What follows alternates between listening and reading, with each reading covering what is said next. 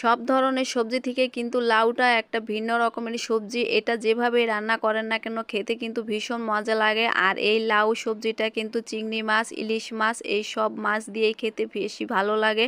তো কোন কোন আপুরা কি মাছ দিয়ে খেতে বেশি পছন্দ করেন অবশ্যই কিন্তু কমেন্টে জানিয়ে যাবেন।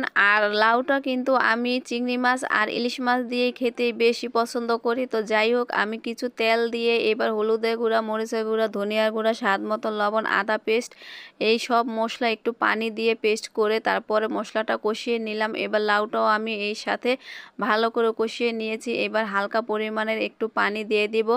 আমরা যারা রান্না করি সবাই কিন্তু জানি যে লাউ থেকে একটু পানি ওঠে, তাই অল্প পরিমাণের পানি দিয়ে আমি নাড়াচাড়া দিয়ে ঢাকনা দিয়ে তারপরে ঢেকে কিছুক্ষণ রান্না করে নিয়েছি। এই তো বলক উঠে গেছে। এবার আমি কিছু মাছ অ্যাড করে দিব। তবে আজ আমার ঘরে ইলিশ মাছ বা চিংড়ি মাছ কোনোটাই নাই, তাই আমি আজকে এই ঝাটকা মাছ দিয়ে রান্না করলাম। এটা দিয়ে রান্না করলে কিন্তু ইলিশ মাছের মতো একটা ঘ্রাণ আসে। তো যাই হোক, মাছটা দিয়ে আমি কিছুক্ষণ ঢাকনা দিয়ে ঢেকে রান্না করে নিলাম। এই তো লাউটা কিন্তু সিদ্ধ হয়ে গেছে। তরকারিটা দেখতেও কিন্তু মাশাল্লাহ খুব সুন্দর হয়েছে। তো উপর থেকে কিছু আমি বিলাতি ধনিয়া পাতা দিয়ে দিলাম। আর এই ধনিয়া পাতাটার ঘ্রাণটা কিন্তু আমার কাছে খুব ভালো লাগে।